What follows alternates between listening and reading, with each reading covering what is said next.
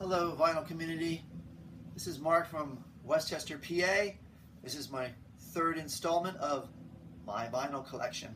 The first three installments were of the Beatles, group albums, bootlegs, and solo. And you can go back and check those out if you wish. Now what I'm doing is I'm going back to the A's, go hopefully through to the Z's. Hopefully I'll make it there at some point, but we got to start somewhere, so I start with John Abercrombie's Timeless. This is on the ECM record label, and this has Jan Hammer on keyboards, Jack DeJohnette on drums, and John Abercrombie on guitar. Released in 1974. I believe there is not a bad recording on here. Everything is great. Just a great album all around if you like jazz fusion. I also own Gateway, but it happens to be hanging on a wall in my studio, so you can't see it. It's also a wonderful album. It was released in '76. Next, I go to Aerosmith, Get Your Wings. This was released in 1974. I saw them this year in 1974 at the Tower Theater in Philadelphia, a 94-cent concert. And one of the reasons I wanted to see this particular show was that the Elephant's Memory Band were supposed to open up for them, but Elephant's Memory didn't show up, and I just thought, well, maybe John Lennon got them back to play with it, but it didn't happen. So, oh well. The next Aerosmith album I have is, I think, their best album, Toys in the Attic. Has that title song, Adam's Apple, great. Walk This Way, one of the best rock tunes ever done, I think. No More, No More, Sweet Emotion. Great album. It's got it from a radio station. Won it from a radio station. It's in great shape. I'm very lucky to have it. I used to have Rocks, which was the album after that, but somewhere along the line I lost it. Oops. Okay, so next, kind of an interesting purchase. I have the Allman Brothers. Oh, I didn't show you the cover, but here's the record. Look at that. It's in Taiwanese. This is live at the Fillmore East. And it's interesting, the packaging of it is El Cheapo. I have not listened to it. I have no idea if it's a clean sounding record or not. There's no scratches on it at all. I'll find out at some point. I also have Eat a Peach, the Taiwanese release of Eat a Peach. You can see. Kind of interesting, huh? Alright, and also I happen to have Brothers and Sisters. This is probably my favorite album of theirs. I loved when Chuck Leavell joined the band. The piano just added so much, and he was just wonderful. Okay, so jumping over to another genre, this is Herb Alpert's Tijuana Brass. This is a compilation album called Four-Sider, and I think it probably has the best of, by the way, that's a CD of the album, and I made lots of CDs of these albums so that I could take it in my car, you see.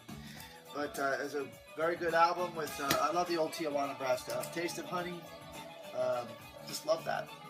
And because I could get this almost for nothing, I bought a compilation, another compilation of Herb Alpert and the Tijuana Brass by the Longines Symphonette Society. Yikes! But it's very clean sounding. A lot of songs on here. A lot of them I don't like. You know, the cream of the crop was back in like the early '60s. Gotta say. Okay, next. The American Dream. This was a band from Philadelphia in 1969. They put this album out on Ampex Records. Todd Rundgren produced it. And what can I say? It's one of my favorite albums of all time. In that when I was a little boy, I heard a song called Raspberries in the Frankfurt L and just went nuts over these guys. I go into a little bit more detail about this album and the band on one of my other videos. Check them out. I can say the same for this album. This is the Boogie Woogie album from Albert Ammons, Boogie Woogie piano player from the 20s, and this is a compilation of solo and certain, how shall I say, ensembles that he played with. Fun album. My second ECM artist here, Harold Anderson. This album I know a little bit of because I just picked it up within the last half a year.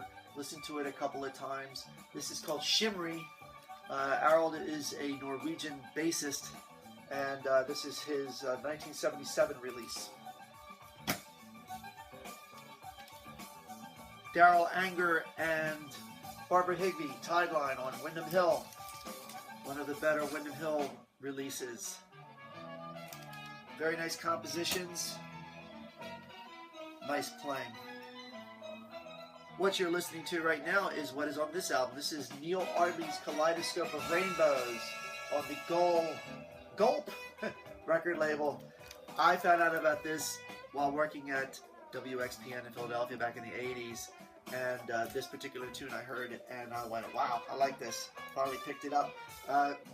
Nice albums. It's part of a trilogy that he did. He does sort of jazz and classical things kind of mixed together. Very nice job. Next. My one Joan Armatrading album, the self-titled one. It was produced by Glyn Johns. Not sure what year it was released because I don't have it written down, but we're talking 70s. And Joan Armatrading is a very soulful singer from England. Wonderful writer of music, and also good guitar player too.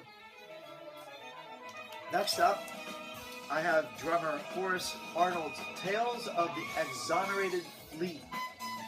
Interesting, yes. I picked this up because of the fact that Jan Hammer's on it, and he has Ralph Towner on here, and all these other players. I'm like, wow, must be something special. It's okay. It's not as special as I thought it would be. And some people think it's absolutely fabulous, but I've yet to really warm up to it. I hope to do so in the future. You never know. Oh yes, I have The Association, their greatest hits. I will say this is a guilty pleasure for me. Yes, a guilty pleasure. I saw a video of them at the Monterey Jazz Festival, and they were wonderful. Really good players. Along Comes Mary is great. What else on here? Well, Windy. I mean, it's a great song. These are great songs from the 60s. Pop music used to be really good. Okay. I have two Chet Atkins albums. It's called Homeward Guitar? Hometown Guitar.